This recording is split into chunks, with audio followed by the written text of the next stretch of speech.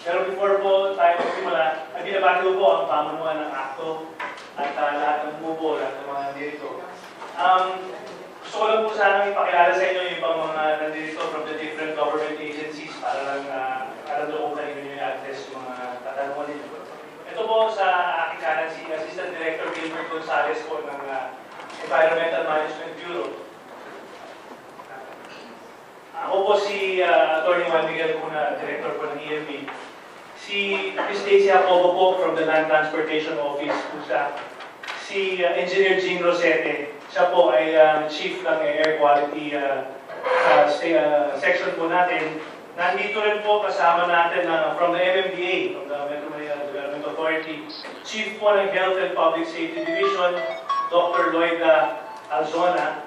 Nandito rin po galing sa Mandaluyong ASBU, si Mr. Choc Gonzalez. Nandito rin po galing sa Pasig ASBU po natin, MASBA, si Engineer Ray Tuoso.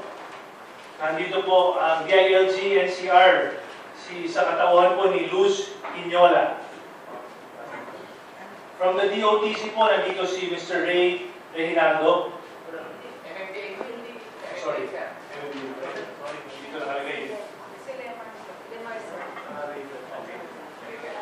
Kayo dito, last week din nata yun or 2 weeks ago, na ipahiwatig na rin po ninyo kay Engineer Jean Rosete ang inyong mga katanungan at mga hinaing. And siguro sa pamamagitan nitong pag-uusap po na gagawin natin, we'll be able to thresh out mga maaari po natin mahanap na solusyon para tugunan ang bawat hinaing po ninyo or lalapit po ninyo. Kung gusto pong simula sana sa Catherine. Maraming salamat po at bago po sana tayo magsimula ay bigyan po natin ng pagkakataon na magpakilala yung bawat isa ng mga member. Ako nga po pala si Efren de Luna, National President ng ACTO. Ako po si Pangulong Puring ng Santa Maria Monumento. Ako po si Angelito Season sa Pasig Bagong Bayan po, sinalim po na ACTO. Ako po si Rodrigo Tamayo sa Biyayang Talbacubao po, under po ng ACTO.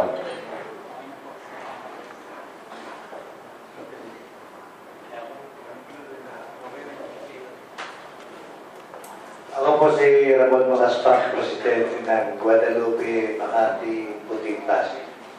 Under po ng ACTO.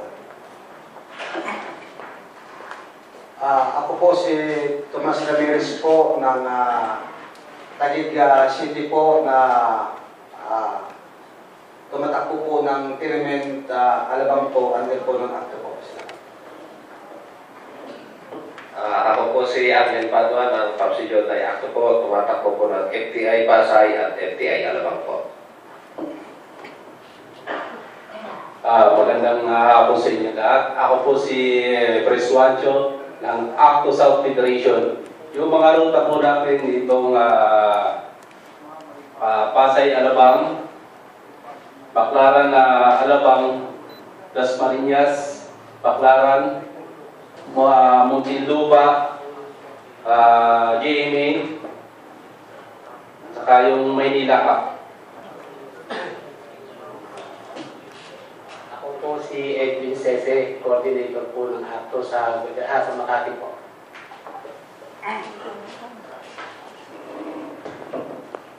Magandang hapon po. Ako po si Edgar Sasil, ang Vice President ng Lagro SM North East po. Lisa San Jose po, Tanay Transport po, under din po ng ACTO. Tanay Crossing po yung biyahe namin. Susan Salamat from Binangonan Crossing JRC.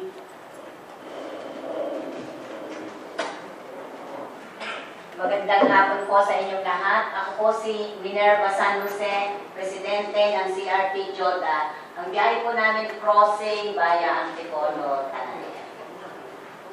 Bago po lahat, pinabati ko po ng magandang hapon na lahat po nandito. Ako po yung Presidente ng Castimuta, ang biyaheng Division ng Marita.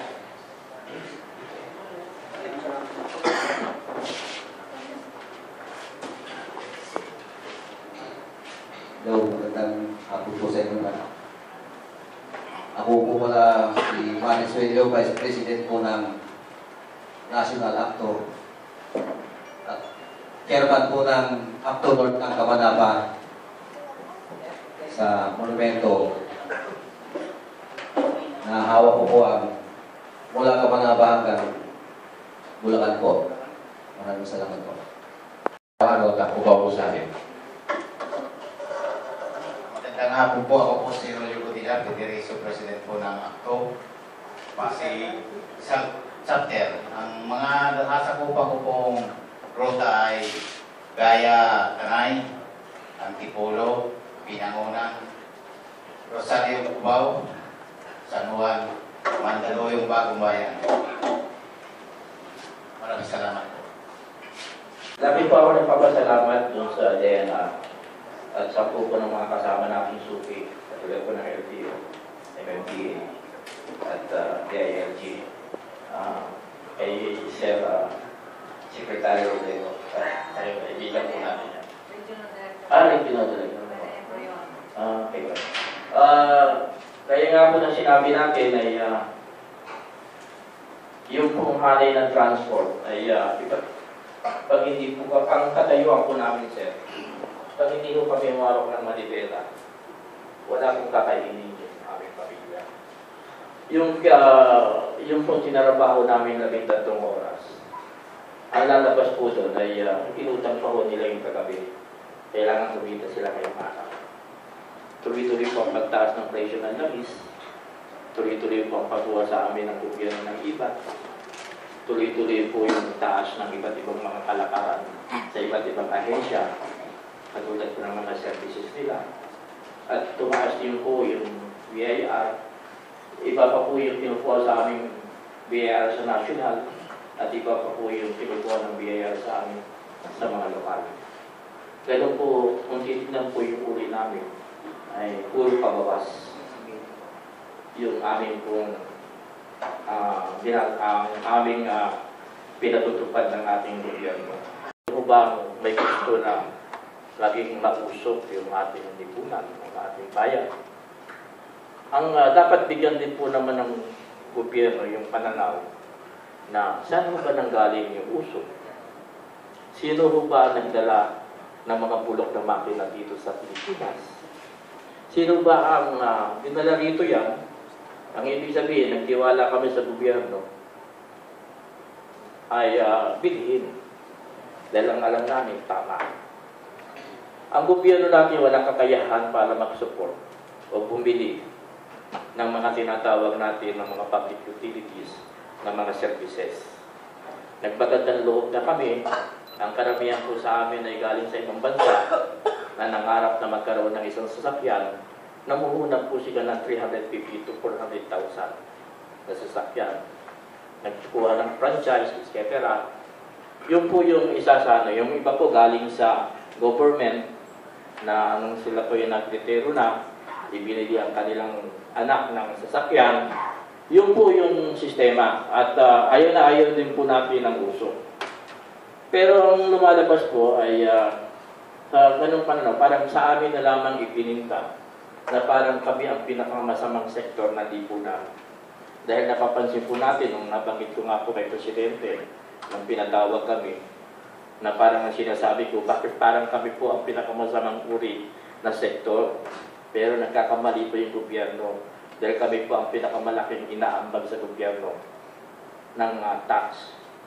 Dahil doon pa lamang po sa iba na bawat karga namin ay tinupunan na po kami ng iba. Pag sinuha po natin sa isang taon yan, yung pangkaraniwan po na pag hindi umawak ng manibela, ay mas malaki pa yung binibigay ng bahagi namin tax. Pero ang gobyerno walang naibibigay. Ngayon, ang lumalabas po ay sinabi nga po natin na sumasang-ayon tayo dun sa ganong kalakaran. Pero ang lumalabas po, aminin natin ang katotohanan. Ay ang batas po sa ay ang gumawa po ng pinakang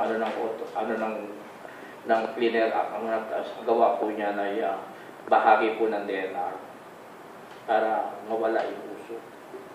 Ngayon, ang nag-implement po niya na sinasabi ng batas ay walang iba kundi ang LTO.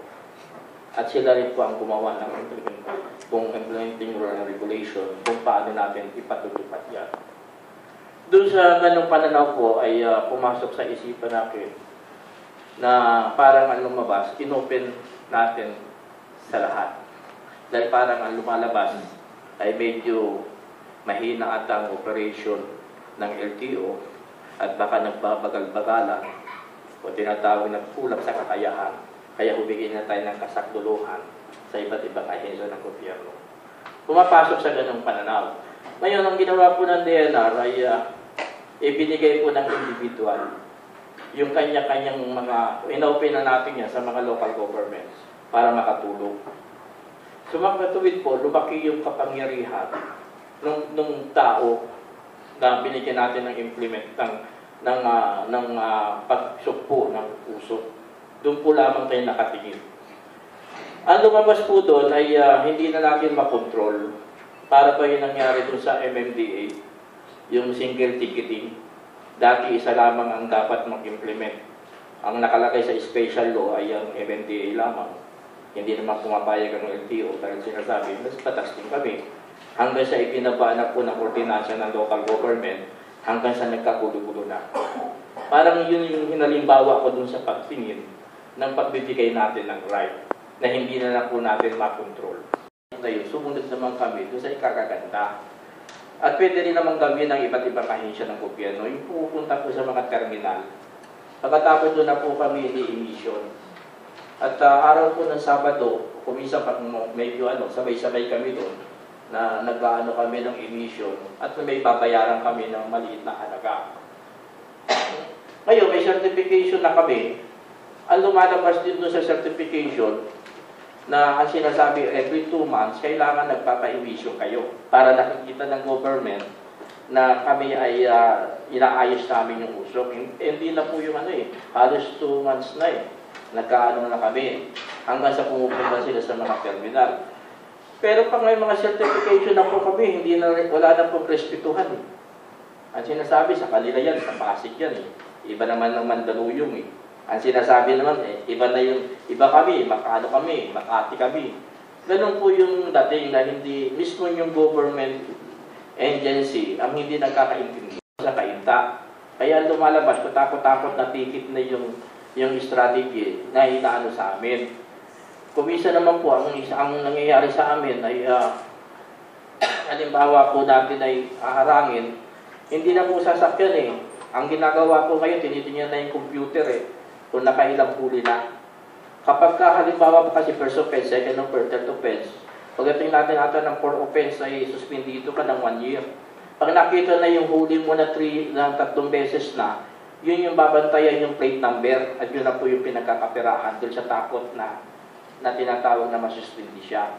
Yun po yung mga nagiging problema namin sa aming kalakaran at hindi lamang po sa akto yan, kundi yan po sa lahat ng mga transportasyon. Alam po natin na wala naman po talagang papasa dun sa partidong tinatawag natin na napakahirap ng pumasa dahil standard ninyo napaka-baba, taas, di ba?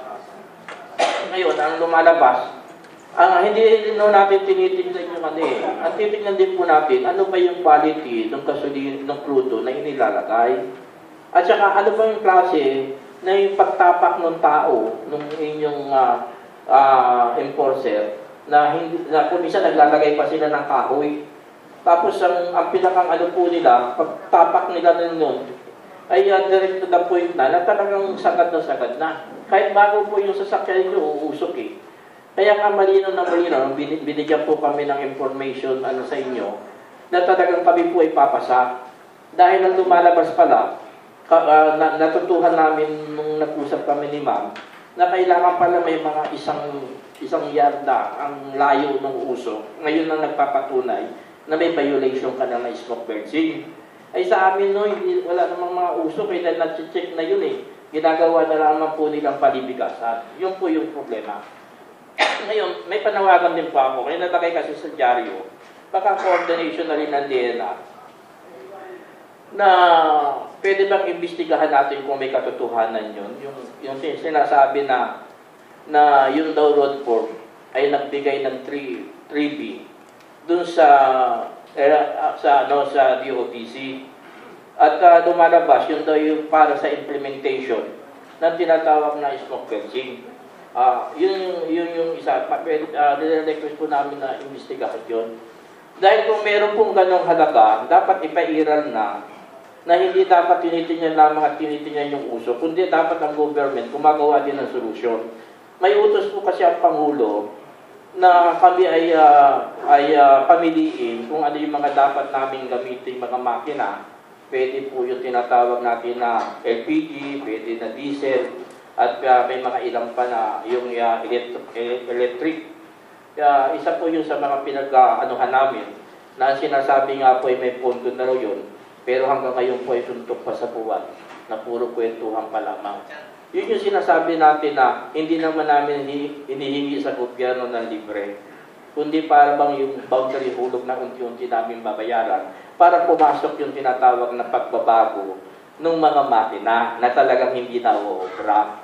Yung po yung sinasabi natin na pwedeng maging isang solusyon. Buti ng Department of DNR, yung parte ng pagbubukas po ninyo ng pangmalawakan, kapag pinasok po natin sa local government yan, ang magagaya lamang yan, dun sa parte lamang nung yung pinagawa ni Presidente yung single ticketing, na ang nangyayari ay may sarili na rin panikit yung local government sa pamamagitan ng ordinansa na mahihirapan na kayong makontrol yan pagdating ng panahon.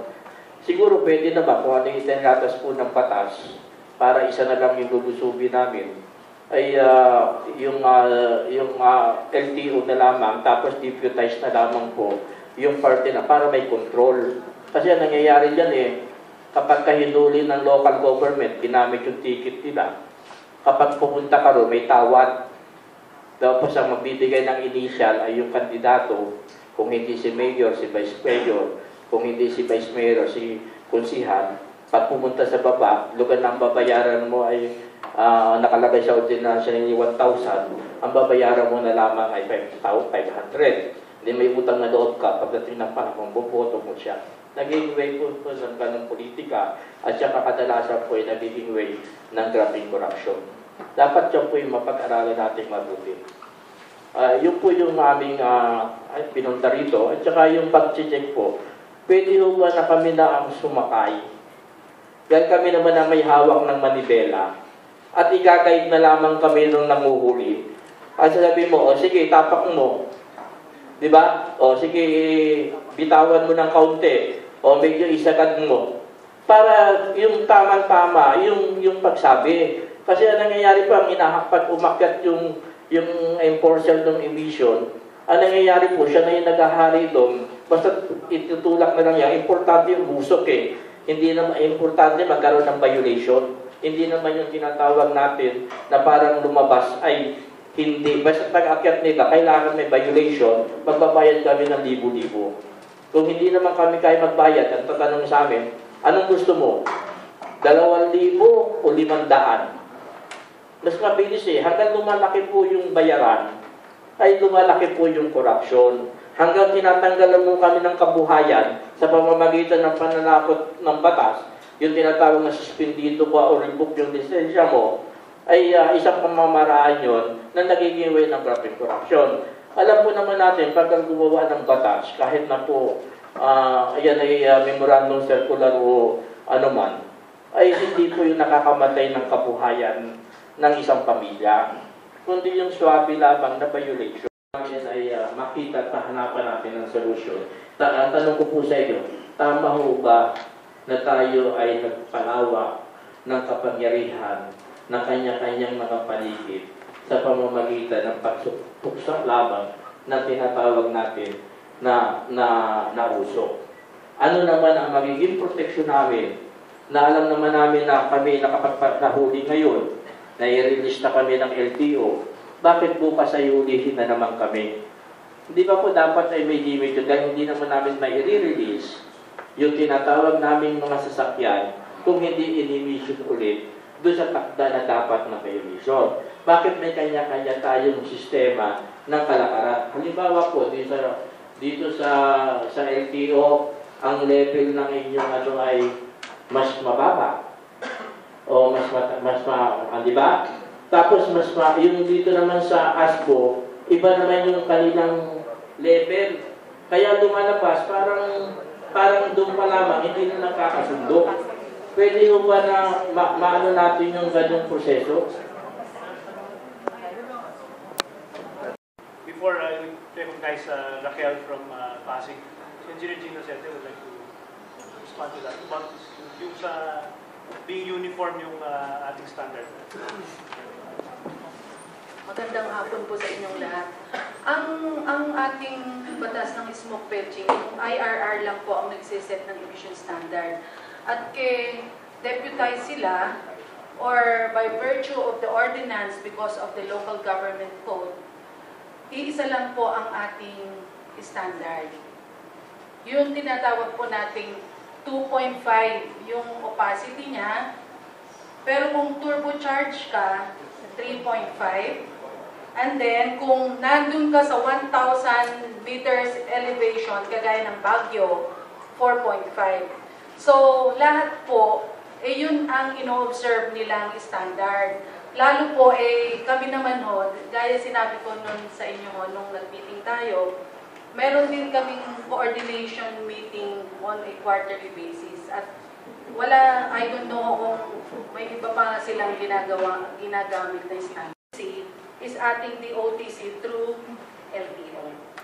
Ang rason naman doon, siguro may i-open na rin natin, kasi po may kasunduan din po ang mga LGUs na i-honor lamang yan kung merong official receipt, di ba?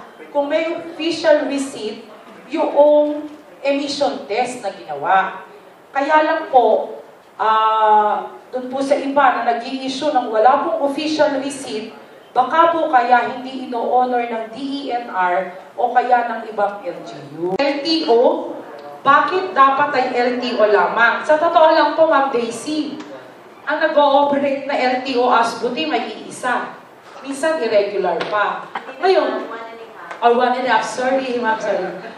Hindi ma'am, what I mean, kasi ka-Efren, ang gusto po natin talaga, tumulong. Excuse me, Pate, we're not talking also only of Metro Manila. Yes, ma'am. We're talking nationwide. Opo, kaya hindi kaya. Yes, hindi sa hindi kaya. Merong nag-ooperate na sa buong Pilipinas. Opo. Wala lang sa Scarborough Shoal. Pero nag-organize na kami patungkol. Yes, ma'am. Opo. Hindi, what I mean, Ma'am Daisy, my point lang po is hindi naman po kasi kakayanin ng LTO lahat. At nandun na rin po sa Clean Air Act na we can be deputized as Inumpisa ako may pananalita ko na ayaw namin ng usok. Kaya nga nagkaroon tayo na tinatawag na yung kasunduan para maging maayos. Ang nagiging problema nga ay yung ahensya nga ng gobyerno, kayo mismo hindi magkaintindihan. Kasi may kanya-kanya katulad ng kami gusto namin yung solusyon. Mag-usap-usap po na kayo kasi hindi nga kayo nagkakaintindihan Katulad yan, ang sinasabi natin ay yung parte ng ASBO ng local government, hindi naman kami tutol doon kung maganda man Dahil yun lamang na pumayag kami na pumupunta kayo sa mga terminal namin, ibig sabihin doon, sumasang-ayon kami na hanapan ng solusyon.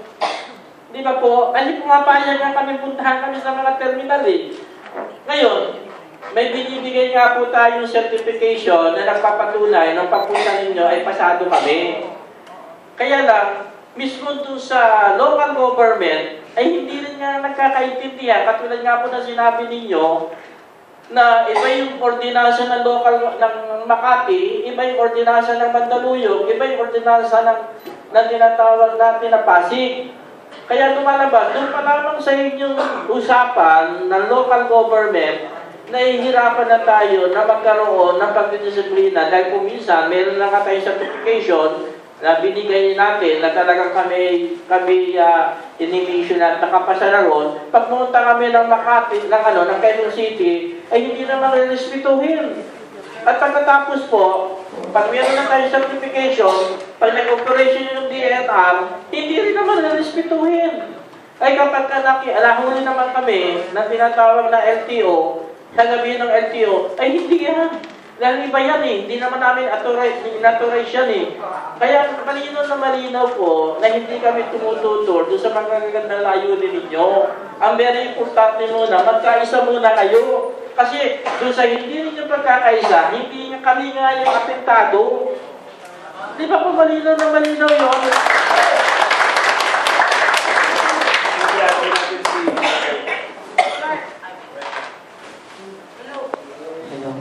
Kaya lang, eto lang ka-Efren, yung kasing certification na yan, tulad na nabanggit ko kanina, iyan ay minsan once a year o twice a year lang po ka-Efren.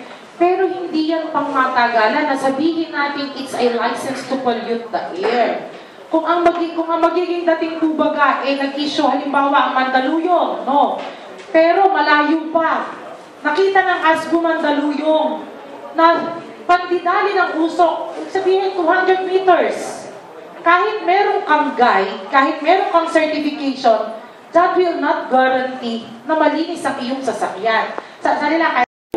Kaya nga kami pumapayag, bakit ngayon ang sinasabi natin ay iba yung certification ng iba, ba't hindi kayo nag-uusap-usap pa lahat ng mga LGU na isang date lamang tayo? Kasi meron ding ASBO na nagpupunta sa mga terminal natin, Quezon City. Meron din tinatawag sa Pasig, hindi lang naman sa iyong lugar eh. Pero yung pagbibigay at pag-request ng gano'n, ang buong pagkaintindi namin, kaya mo kami pinuntahan, dahil kami ay nakapasa, ang ibig sabihin doon, respetuhan. Ang dating, ay ano malabas, bali wala rin pala yung certification. Ba't ba kayo nagpupunta ng mga terminal? Tama ng coordination ng LTO at saka yung ASBO at saka yung DNR, na kaysa sa pupuntahan na doon, hindi kami sa kalsada, puntahan na kami sa mga terminal. Di ba po, tama yung ginawa eh. Kaya nga kami pumayag yung certification. Ang kakulangan lamang, yung DNR at saka yung LTO, dapat nagsama sila na pumunta sa mga terminal para pagsabihan na, medyo mausok ka na ha, kailangan ipagawa mo na yan. Kayo na yung lumapit sa looban ng terminal, hindi yung sa kalsada mo kami ulihin, na may sakay na, mabababain mong bigla, yung mga pasahero. Maganda yung layunin ng ASBO eh. Magkaroon lang ng pagkakaisa. Yung kapunta, tapos sabihin mo kung ilan yung itetest para magkaroon kami ng pabigyan namin ng sapat na panahon para natin magampanan yung tungkulin. Pero kahit anong pang certification yung ipakita mo, kung hindi naman nag-meet ng standards pagka in-emission testing, paano po natin sabihin, hindi, may certification ako nakikita po natin lahat na hindi naman pumapasa, di ba? So, para makita kung anong kalagayan ng mga sasakyan ninyo at kung hindi magandang kalagayan, baka makatulong kami para maging magandang mag-maintain nyo ng sasakyan, may mga itutulong mga bagay na baka makatulong para pumasok po dahil sa standards bago lumabas ng mga sasakyan sa lansangan para pag lumabas, at malaman na kung paano ang tamang pangangalaga ng mga sasakyan, yung mga mismo yung mga nagmamaneho. Po yun sa amin. Kasi sir, dun po sa sinasabi nyo na yun sa emission testing namin, ang tanong ko lang po, halimbawa po, sa pagre-rehistro po namin, kami po ay may emission. Nagpapa-emission po kami, kasama po yun sa requirements. Pero, ang nangyayari po, yung emission po namin na yun, sana po, ang pakiusap po sa namin, nagpa-emission kami, nagbayad po kami during ng aming registration. Yun man lang po sana ay may honor, mabigyan kami ng validity man lang na good for 3 months. Kasi naman po yun, legal naman po yung aming pagpapa-emission kung saan kami mga bayan nagpaparehistro. Tulad ng sinabi ni ma'am na nag-check sila sa mga terminal. Doon sa 40 plus ay may 11. 11.5, ganon. Yun nga po yung gusto namin mangyari. Dahil, yun nga po, may project nga ang DOTC na kami ay tutulungan para may ayos yung aming mga makina. Meron nga na tinanggihan ko nung meeting natin Ang sinasabi, ang halaga raw nung tinatawag na makina na ibebenta sa amin ay 350,000. Ay, ba't pa ako bibili ng bago? Sabi ko, uutang na lang po kami sa inyo nang wala pang 100,000. Ipapa-overhaul na lang po namin ang sasakyan namin at hindi po naman libre ang aming tinatawag na hinihiram lang namin, nababayaran namin unti-unti. Magandang hapon po. Ako po muli si Kawancho, presidente po ng South. Yung dudugtungan ko na po sinasabi ni Carmen kanina at si Ma'am Raquel, dito po sa mga certification. Yung certification po, sinasabi natin, ginagawa po yung palabigasan ng mga local government. Kasi po, magsasampol po ako ng ruta namin, isang ruta lang ho, yung Pasay-Alabang. Yung Pasay-Alabang ho, pag dumating ka ho sa Alabang, mayroon ho ng smoke filtering. Pagdating ho ng Magallanes, smoke filtering Makati yun. Pagdating ng Harrison, smoke filtering din nyo, DNR. Pag umikot ka sa Heritage, smoke filtering. Pasay naman yun. Pag lumagpas ka dito sa may Pentraco, LTO naman yun. Napakadami ho yan. Ang bawat isang manghuhuli sa amin, hindi po in-order ang bawat certification. Pero ako yung hindi naniniwala doon sa certification sapagkat sa akin ho, karanasan ko. Yung certification, pag mayroon ka ng 300, mayroon ka ng certification. Kaya sabi sa akin niya, palabigasan mo yan. Kung para na sa akin, tanggalin na natin ang kapangyarihan ng mga local government na humawak ng ASBO. Dapat ibigay na lang natin sa DOTC. Kung sila sumasweldo na tao, bakit ang DOTC, hindi na lang ang humawak niyan. Isa na lang ahensya. Para kasi yung certification, sasabihin ng Makati, ay hindi amin niya kumuha kayo sa amin. No? 300, kuha kayo. Pero paano natin maglilinis yung hangin? Dahil yung sasakyan, hindi naman tinitis. Basta mayroon ka lang na 300, may certification ka. Kaya tama sinasabi ng LTO pag hinuli ka. Hindi mo namin yung dyan. Kasi totoo, hindi naman tinitis. Sabi nga natin, pera-pera. Ngayon, isang ahensya na lang ang humawa kung DOTC. Maraming salamat po.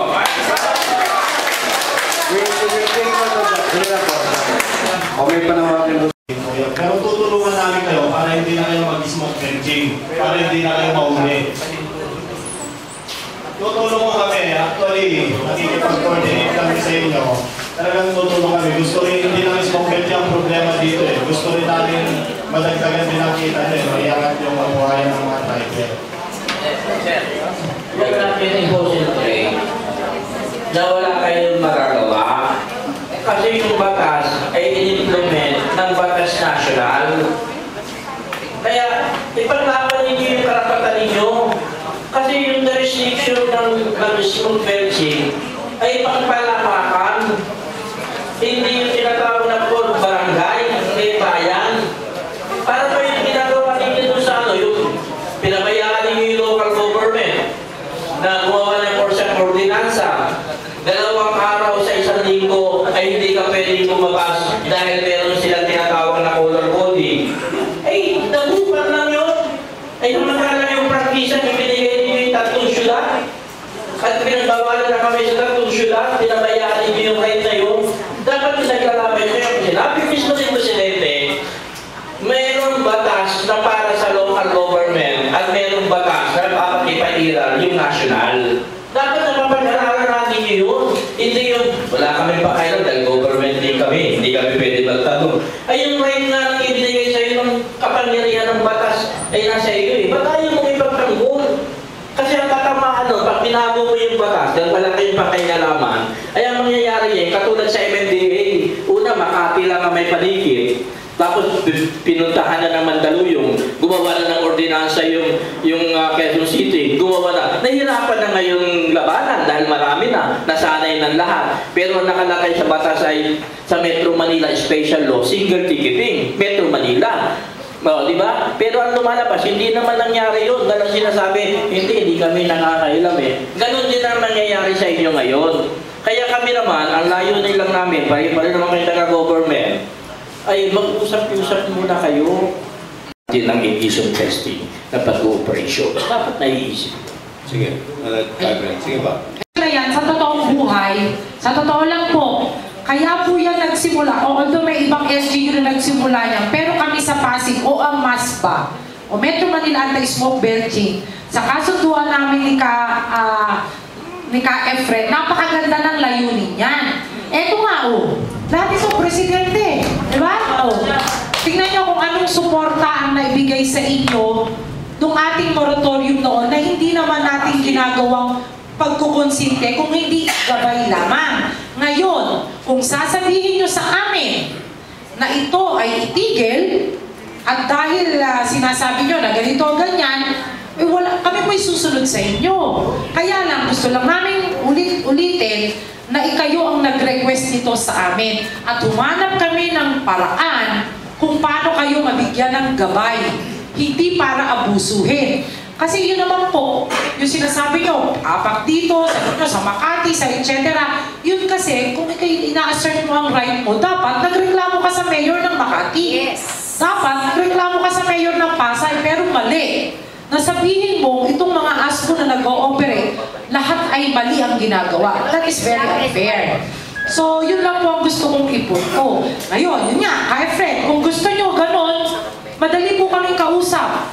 Lahat po ng mga LGUs dito magkakaisa na from now on, may isang moratorium sa isang taon, wala pong ibibigay. Wala ring certification kung mga mayor nila, lahat sa pamamagitan ng recommendation ng ASCO team leader, kahit isang beses sa isang taon, walang moratorium. Lahat hulihan. Sige. Malinaw po yun. Yung fight ko, Raquel, ay parte na tinatawag na may takutan na. Dahil ang sinahabol mo na kami ng hulihan. Hindi mo hulihan ka, Efren. Paano naman na kami namin kayo na sagasaanan? Kung gusto ninyong hulihan, sasagasaan na namin kayo. Kasi ang point ko ay ganito, malinaw na malinaw. Doon sa inyong kalakaran, kaya nga kami nakapagsundo sa Pasig, dahil maganda yung layunin. Ang problema nga, ay kayo sa local government, silusan. Dahil kailangan, pag meron ka, kailangan lahat sila may certification. Ay kung lahat na lamang ng syudad ay may certification, naging way na tinatawag natin, katulad ng sinasabi natin, ang talagang batas ng Clean Air Act, yung pagbibigay ng certification, libre.